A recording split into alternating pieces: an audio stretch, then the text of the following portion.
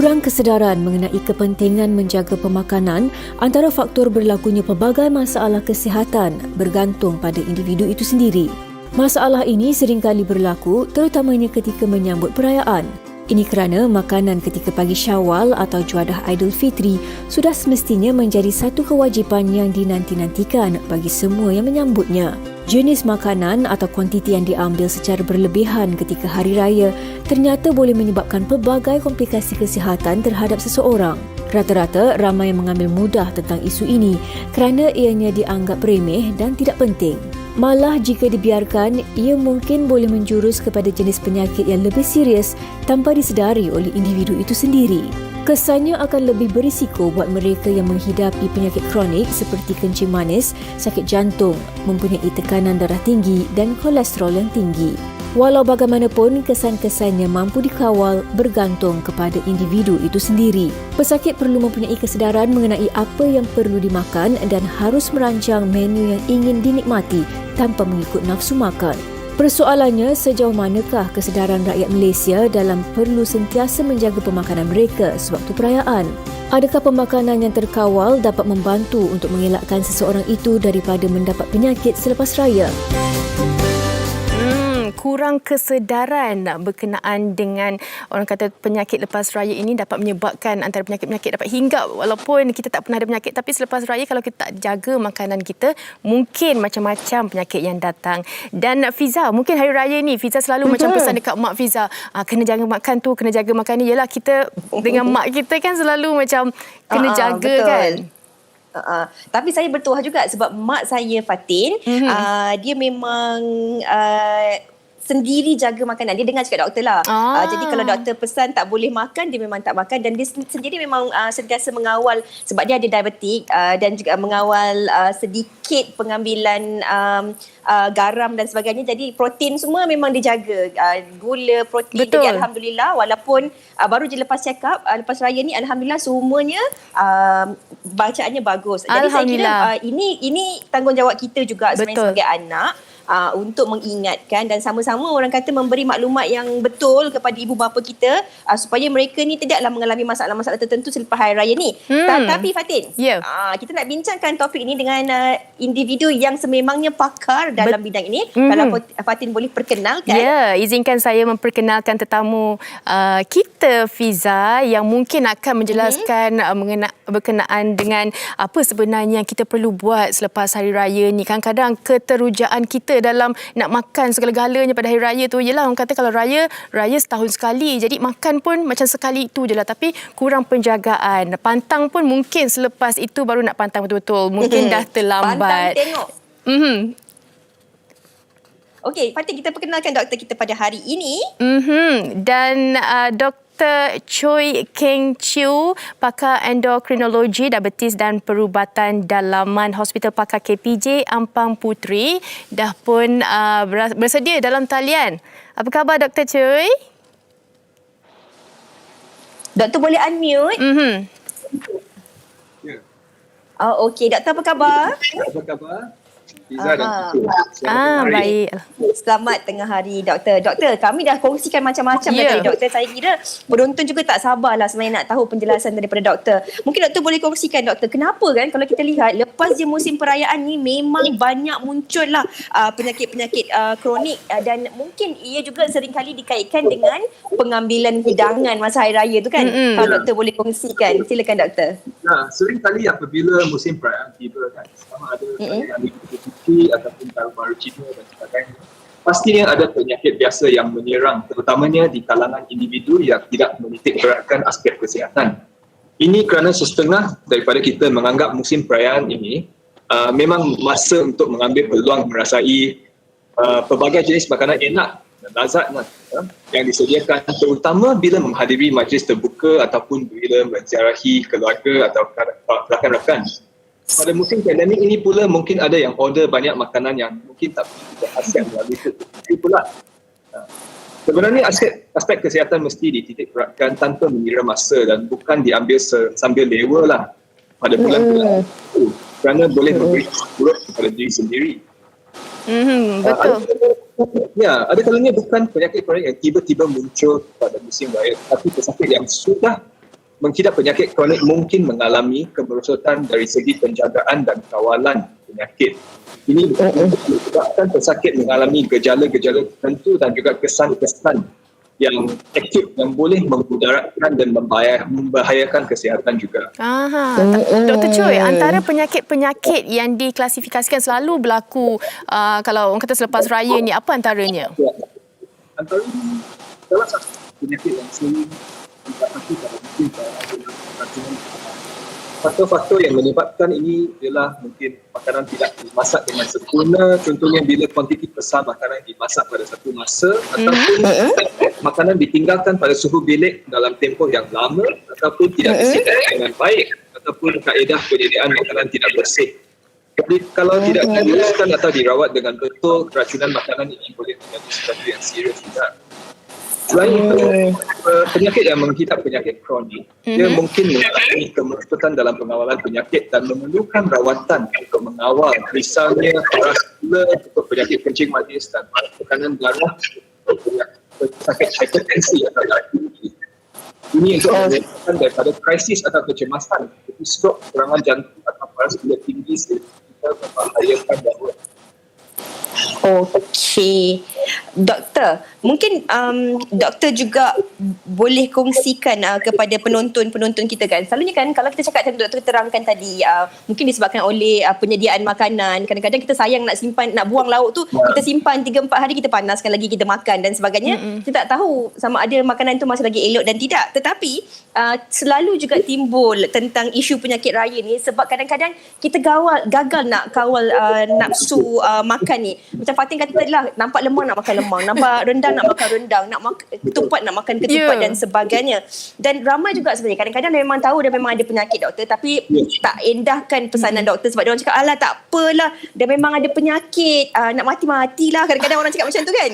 Lepas raya nanti kita jumpa doktor, kita pantang semula. Kita mulakan hidup baru. Ini yang perkara sering berlaku dalam kalangan masyarakat kita. Kalau doktor boleh kongsikan. Saya ada ramai pesakit yang pada bulan puasa memang sangat berdisiplin ya. Yang ada yang berjaya kurangkan berat badan dan mengawal paras gula dengan cantik semasa bulan Ramadan. Tetapi selepas sebulan mengawal diri, menahan lapar pada Ramadan, sememangnya Hari Raya Aidilfitri ini hari yang ditunggu-tunggukan untuk menikmati berbagai makanan enak dan lazat. Namun perlu ditetapkan dalam keinginan ataupun kegairahan untuk menikmati juadah raya, kuantiti pengambilan makanan perlu dijaga juga.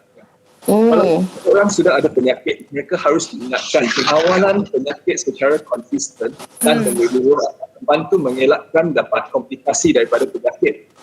Misal kata untuk pesakit kencing manis, jika kawalan gula tak baik, pesakit itu berpotensi mendapat komplikasi seperti kerosakan buah pinggang, diabetes, masalah berkaitan diabetes dan masalah dengan saraf. Jika penyakit ini kencing manis tidak dikawal elok, kemungkinan berlakunya komplikasi seperti masalah jantung, strok dan sebagainya juga. Okey, sebenarnya doktor dah sentuh sedikit mengenai kesan-kesan dan mungkin doktor boleh huraikan juga penyakit 3 serangkai yang selalu menjadi masalah masyarakat kita terutama musim perayaan ni, kalau boleh sentuh lagi.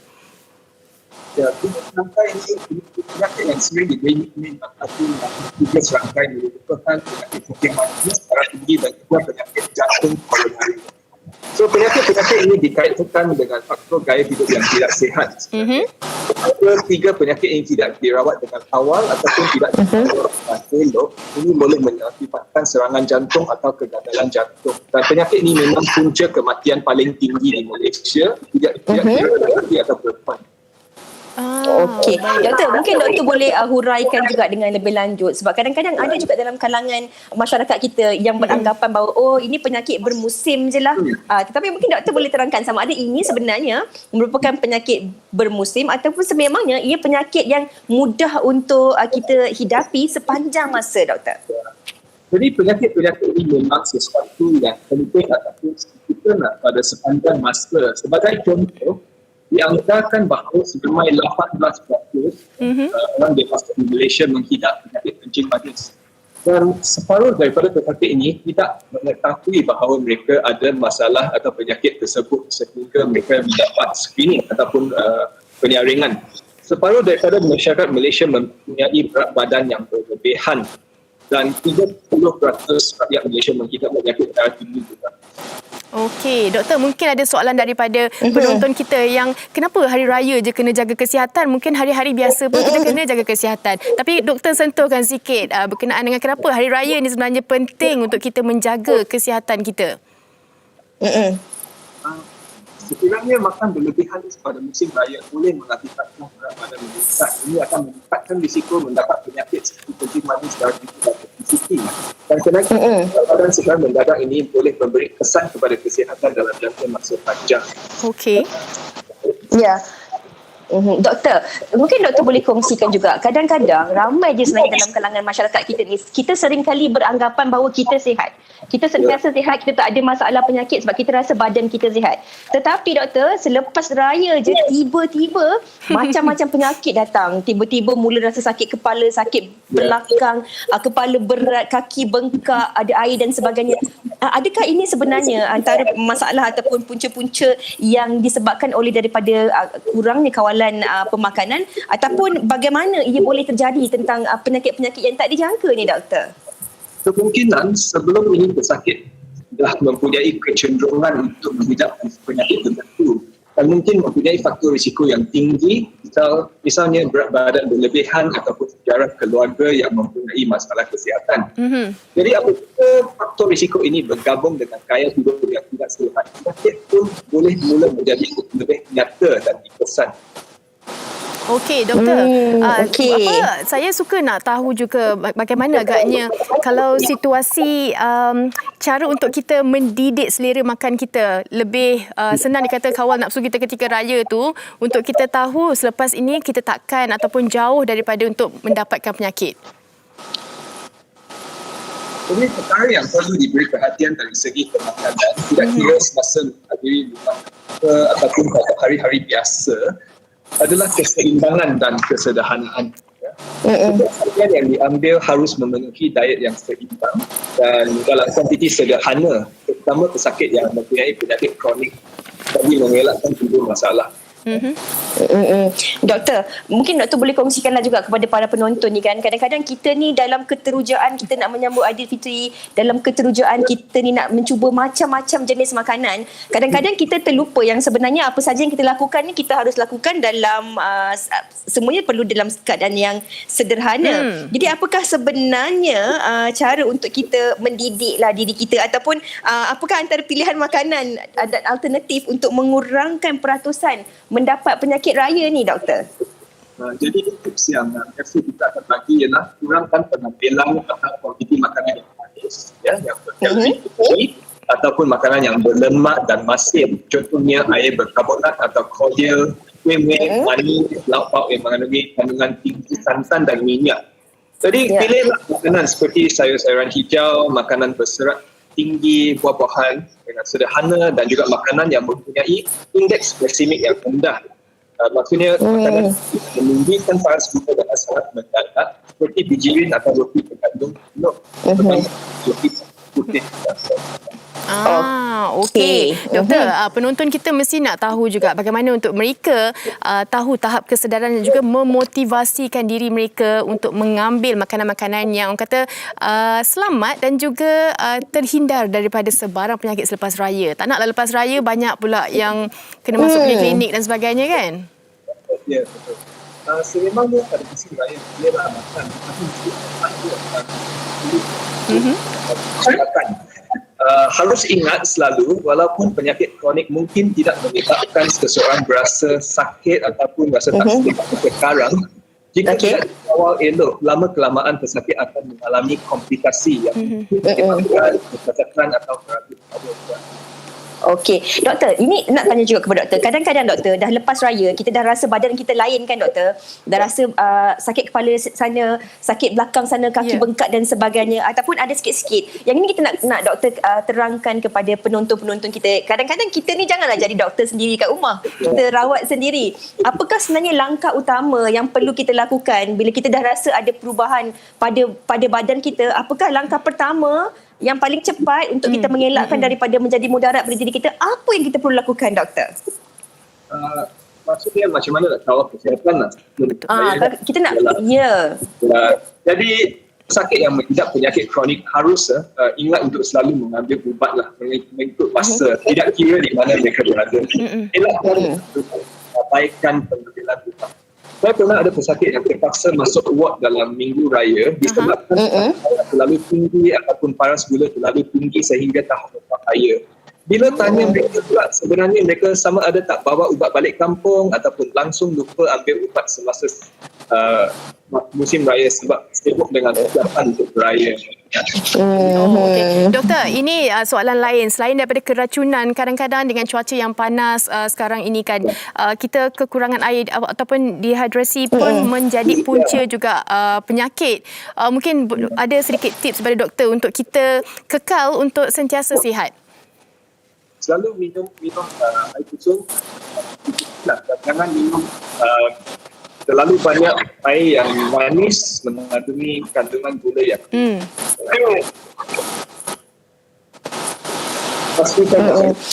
doktor ya doktor, ini juga sedikit soalan yang berbeza, doktor. Mungkin doktor boleh juga kongsikan kepada penonton-penonton kita kan, dalam keadaan negara kita sekarang ni, doktor, yang juga berhadapan dengan pandemik kan. Jadi apa sebenarnya langkah-langkah penjagaan kesihatan yang doktor cadangkan bila kita duduk kat rumah? Apa yang kita perlu jaga, doktor, untuk pastikan kita sentiasa sihat? Bagi pesakit yang ada penyakit kronik, misal kata penyakit kencing manis, mereka perlu mempunyai waktu makan yang teratur, tidak harus mengambil makanan berkali dan jumlah yang banyak pada satu masa. Lebih sesuai untuk mengambil hidangan kecil secara berkala daripada kuantiti besar pada satu masa. Dan pengambilan air dan makanan manis perlu dihadkan, tidak mengambil berulang kali. Contohnya lemang, ketupat, biskut atau kuih manis dan air berkristal perlu dikurangkan. Bagi pesakit pula pengambilan makanan yang tinggi kandungan garam dan lemak, elakkan ambil kuah berlebihan dan kurangkan penggunaan rasa tambahan. Dan senaman yang sesuai harus dilakukan secara konsisten untuk menjaga kesihatan, terutama pada musim raya. Okey. Doktor, doktor, mungkin doktor boleh kongsikanlah juga kepada penonton kan. Kadang-kadang kita ni ada ibu bapa yang dah berumur kan, Fatin. Kadang-kadang mereka ni tak tahu nak, walaupun dah pergi jumpa doktor dah terangkan pengambilan insulin macam mana, penjagaan makan macam mana. Tapi kadang-kadang sebab faktor umur juga membuatkan mereka ni terlupa kadang-kadang. Doktor kata lepas injek insulin, tunggu setengah jam makan. Tapi 3 jam baru dia makan. Jadi doktor, peranan orang-orang di sekeliling ini dalam memastikan mereka yang mempunyai penyakit ini dapat menjaga kesihatan mereka, doktor. Terus berdisiplin.